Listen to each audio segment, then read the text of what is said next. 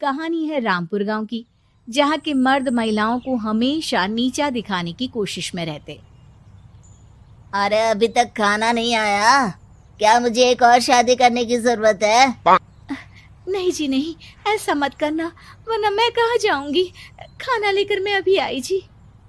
गांव की पंचायत में भी फैसले हमेशा औरतों के खिलाफ ही रहते। मैं जो फैसला सुनाता हूँ वो भगवान की आज्ञा होती है। इस लड़के ने अपने मन से शादी करके अच्छा नहीं किया। लड़के को घर भेज दो और इसकी शादी इसकी जाति की किसी लड़के से करवा दो।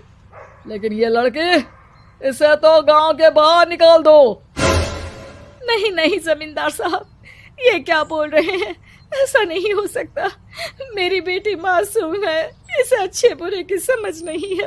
अरे कहाँ जाएगी ये बेचारी? कहाँ जाएगी? इतनी चिंता है तो पूरे परिवार का गांव निकाला कर देते हैं। बेचारे पूरे बसे बसाए परिवार को गांव छोड़ना पड़ता है। चाहे जो हो, अगर बेटियों को कंट्रोल नहीं कर सकते तो गांव में रहने का कोई मतलब नहीं है। यहाँ औरतों को दब कर रहना होगा। कोई भी अपने हिसाब से कुछ नहीं कर सकता, सब ईश्वर की मर्जी से ही होगा। तभी गांव का एक आदमी दौड़ा दौड़ा आता है। सरपंच साहब, जमींदार साहब, वो कालिया है ना, उसकी बेटी पढ़ने के लिए शहर जा रही है। अच्छा, ये कब हो गया? और कालिया की हिम्मत कैसे हो गई ऐसा करने की? लेकर आओ उसे और उसकी बेटी को। बस फिर क्या था, हाजिर हो जाते हैं कालिया और उसकी बेटी सरपंच के सामने। अरे कालिया, ये क्या सुनने में आ रहा है? बेटी को इंजीनियर बना रहा है तू? और ये बता, गांव में तो स्कूल नहीं है, फिर कहां से इतनी क्लास पास कर गई तेरी बेटी? राधा, जो कि कालिया की बेटी है, उसे लगता है कि सरपंच उसकी तारीफ कर रहे हैं। सरपंच जी, मैंने ऑनलाइन पढ़ाई की है, डिस्टेंस लर्निंग से। सभी में मैंने अच्छे नंबर पाए हैं, जिसे देखते हुए शहर की इंजीनियरिंग कॉलेज में मुझे स्कॉलरशिप मिली है। वाह जी वाह, क्या होती है ये? पहले तो ये बताओ, फिर आगे की बात करते हैं। पूरा गांव राधा की बात सुन रहा था और राधा बोलती जा रही थी। तो ऐसे मैं फ्री में एक अच्छी शिक्षा लेकर गांव में जो कुछ परेशानियां हैं, जैसे बिजली, पानी और इंटरनेट जैसी समस्याओं के लिए काम करूंगी। मैं गांव को शहर से जोड़ने के लिए पुल का निर्माण करवाने का प्रस्ताव रखूंगी। मुझे पूरी उम्मीद है कि जल्द ही हमारा गांव भी तरक्की की राह पर चल पड़ेगा। राधा की बात सुनकर सारे गांव वाले ताली बजाने लगते हैं। सरपंच को समझ नहीं आता कि वो क्या करे। चुप रह नादान लड़की, गांव के खिलाफ जाने के लिए तुझे गांव से बेदखल कर दिया जाएगा, वो भी पूरे परिवार के साथ। और हाँ, अगर ठीक से गांव में रहना चाहती है तो ये पढ़ाई लिखाई छोड़ दे। हम तेरे लिए गांव का कोई होनहार लड़का देखेंगे। तभी गांव का एक आदमी बोल पड़ता है।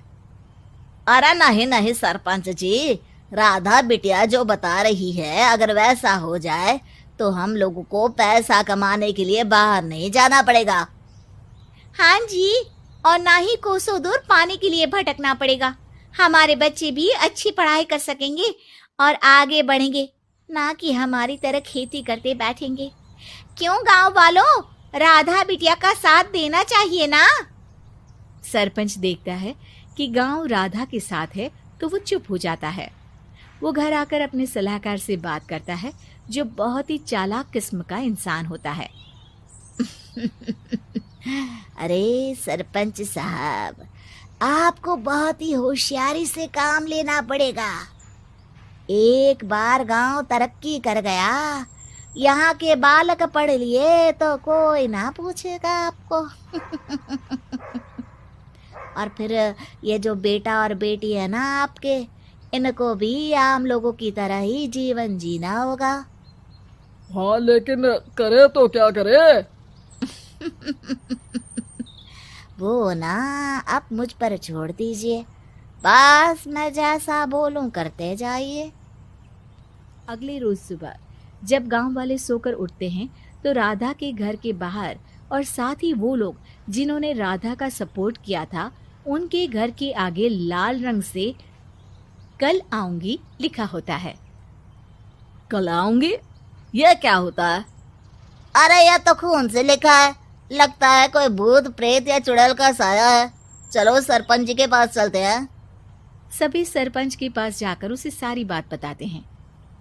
अरे ये तो बड़ी मुश्किल की बात है। चलो मैं एक बाबा को जानता हूँ, उन्हें बुला लेता हूँ।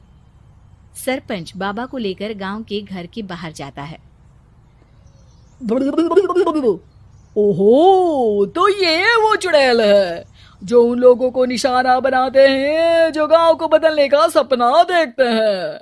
वो गांव को ऐसे ही संपन्न देखना चाहती है, वो नहीं चाहती कि कोई बाहरी यहाँ का कायाकल्प करे। क्या तुम लोगों में से किसी ने गांव को बदलने की सोच रखी है? तभी राधा की माँ रोते रोते आती है। मेरी राधा घर से गायब हो गई है। अरे कोई तो बचाओ, मेरी बच्ची कहाँ गई? उम्मीद है कि आपको हमारी ये कहानी पसंद आई होगी। कृपया हमारे चैनल को सब्सक्राइब करें और सभी अपडेट्स के लिए बेल आइकन जरूर क्लिक करें।